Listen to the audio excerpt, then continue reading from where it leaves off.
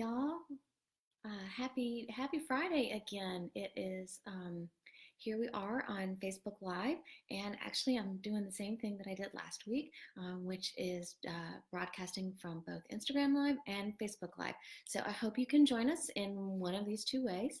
And yeah, so for the Instagram Live folks, happy Friday. Good to have. Hope everybody is having a great Friday so far. It's a little rainy here today. We're in Davidson, North Carolina, which is about 20 miles north of Charlotte. So, and yeah, it's a little rainy here today. It's supposed to have thunderstorms. So, anyway, my name is Heather Roberts, and I am the founder and CEO of eBay Design. We are a home decor company. We make pillows. We also make a variety of other products, napkins, placemats, things like that. So we make primarily textiles for your home. And I have been doing a series. This is part 3 in our series of common mistakes that retailers make. The thought behind me doing this was over the last 5 years that I have been with working and starting eBay Design, I've had the opportunity to travel to a lot of different states and cities, big towns, small towns, big cities, and kind of everything in between. And I've had an opportunity to really go and talk to a lot of different retailers and retail stores, and wanted to kind of put together in my experience 5 things that I saw people of all different shop sizes, big, small, and everything between, do over and over. And I thought, well, hey, it might be kind of cool if I could kind of do a little series on that. So that's what I've been doing. We're kind of halfway through that. Today is mistake number 3, which is what I call visual clutter. And I think, everybody kind of knows that feeling when you walk into a store and you are overwhelmed. I mean, it is just, you are overwhelmed with the amount of product, the amount of color, the amount of just general stuff. And clutter can come in many different ways. It doesn't have to just be stuff. So that's what I wanted to talk about today. One of, I think, the primary way to combat this visual clutter is by having a clear merchandising plan, which you would say, well, that's obvious, Heather, duh.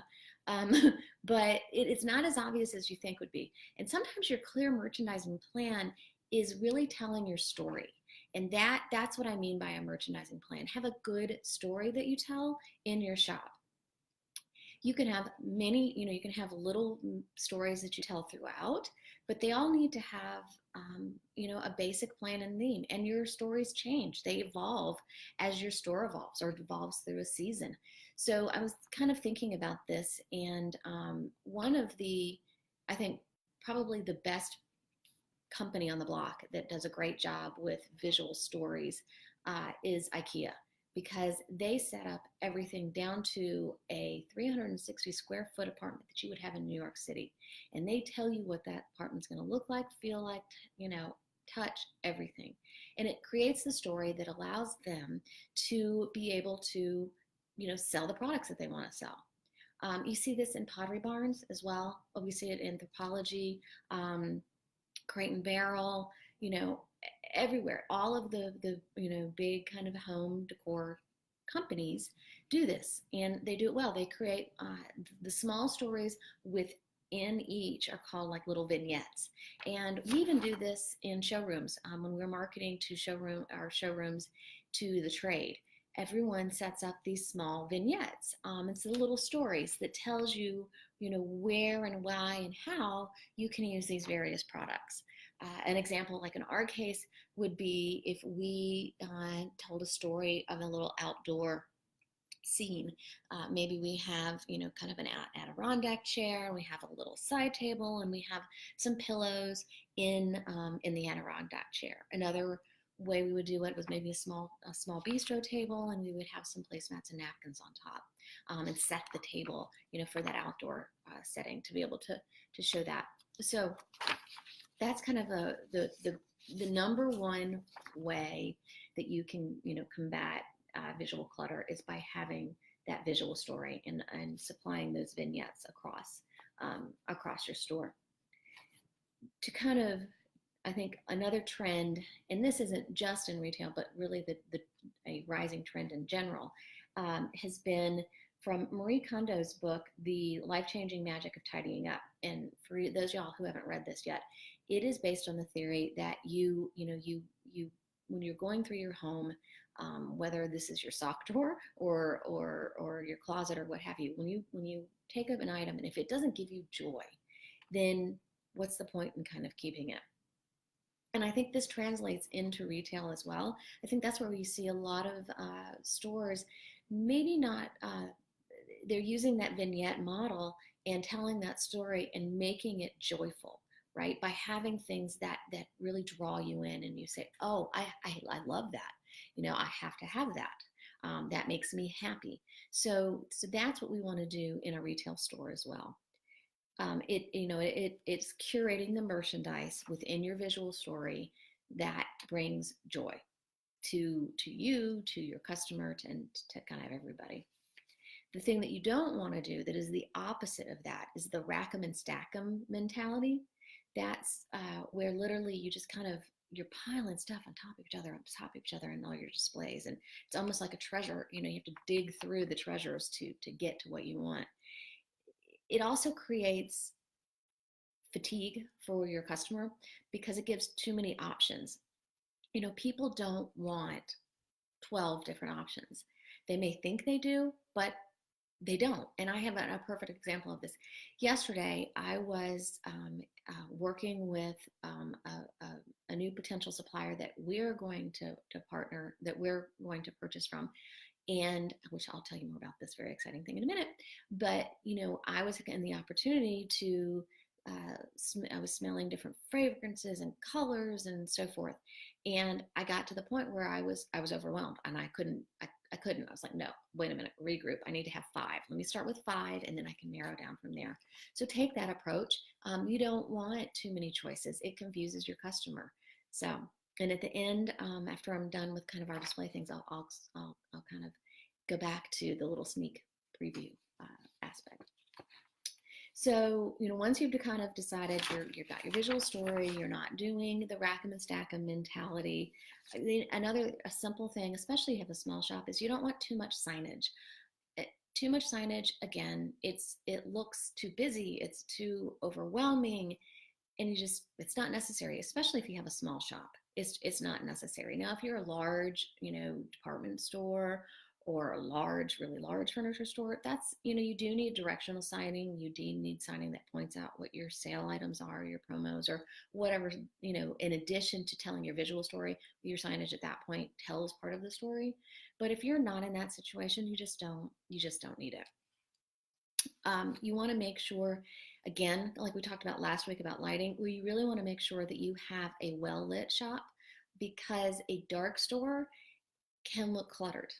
And that's where I was saying that clutter can come in different ways. Clutter isn't just stuff, but clutter also plays in with the lighting. And the more you have told your story with your lighting, which we talked about last week, and you're telling your story with your visual merchandising, then you're able to tell your story in your vignettes and to be able to create that atmosphere that you are trying to achieve. I think one of the last points I would make is that visual clutter also applies to color. If you have too much color that is competing with one another and you're not complementing, then you're creating that stimulus overload.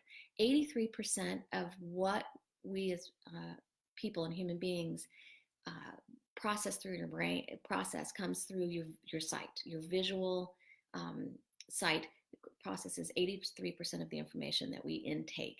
So if you've got signs coming at you, you've got colors coming at you, you've got stuff coming off the walls, it's more than anybody can take. So a good rule of thumb is to create that solid backdrop for your shop, whether that be white or black or what have you, but make it that neutral or gray.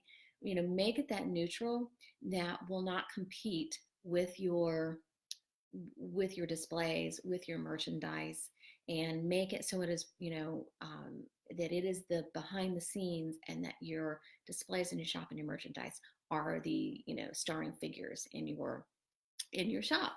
So I think probably the last, and this is to me pretty basic too, but the last little point I would make is to make sure that you don't have everything at one level. You know, people are of different heights, and people don't like. We need to have visual variety. We don't want everything at one level. It's boring. It creates a bad, it's a bad visual, for lack of a better way to put it. So make sure you have displays that are varying heights, and that you are, um, using these other pieces to put together. You've got your story, you've got your lighting that complements your story. You are using a neutral backdrop for the decor of your store, and that you're placing your displays at different levels so that you don't have this overwhelm of clutter, along with the fact of not racking and stacking your product. That is makes it so you have too many choices and you're overwhelmed. So that is a kind of little brief overview of what we are calling mistake number 3, which is visual clutter. So these are ways that you can combat that. If you want some more information, you can check out our we have a PDF that we've created. There's a link in the comments. Just go to 5displaymistakes.com, and you can download our PDF and join it, and learn more about other mistakes that folks make and how to correct them. The other thing that I kind of touched on briefly, because I was out yesterday, kind of visiting a supplier that we're going to start using, and I'm extremely excited for that. We're having an exclusive product made for us. We are on July 1. We're beginning to launch our business to customer, so selling directly to customers, not just business to business, and not being just in the business of wholesale. We're selling actually directly to consumers through our website, eBuyDesign.net. July 1, it is having the grand launch party to begin selling directly to the end consumer. And one of our products that we're going to have are handmade, non-allergenic, made with all natural ingredients, no glycerins, no paraffins, none of that, in our soaps. We're going to be having soaps and lotions, so all with essential oils, not anything that should, no chemicals or anything like that in these products. So not only are we going to have our pillows, we're going to have, on this site, we're going to have some the soaps, and we're going to have dog beds that we make, and over the next few weeks I'll kind of be talking a little bit more about that. But and in anticipation, next week we are launching a nationwide contest that I'm super excited about, to also help kick off the launch of our new kind of chapter and experience. So anyway, more to come about this. And like I said, be on the lookout. July 1, you're going to hear a lot more about this. And I'm so excited about this. But so adding to it, we'll have these soaps. And maybe next week I'll even bring a sampler or two, just so you can see. Too bad we can't scratch and sniff, because let me tell you, they smell divine. We're going to do bar soaps, hand soaps, lotions. Yay, so excited. Anyway, okay, so that is it for me today. Next week, we're going to talk about window displays, and I'll probably share a little bit more about the nationwide contest that we launch next week. And I hope everybody has a super happy Friday. I know that I am looking forward to the weekend, and I will see you next week. Thanks. Bye.